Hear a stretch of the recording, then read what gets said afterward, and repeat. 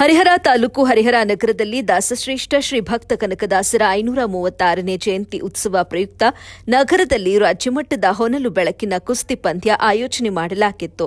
ಶ್ರೀ ಹರಿಹರೇಶ್ವರ ದೇವಸ್ಥಾನದಿಂದ ಹೊರಟ ಕ್ರೀಡಾ ಜ್ಯೋತಿಯ ಭವ್ಯ ಮೆರವಣಿಗೆ ಗಾಂಧಿ ಮೈದಾನ ತಲುಪಿತು.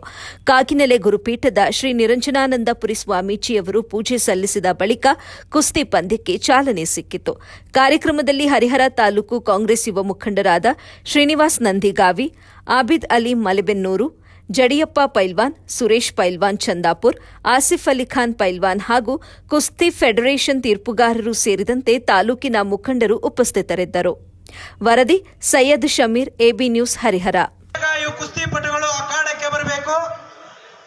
ಪರಮ ಪೂಜ್ಯ ಜಗದ್ಗುರು ಶ್ರೀ ನಿರಂಜನಾನಂದಪುರಿ ಮಹಾಸ್ವಾಮೀಜಿಗಳು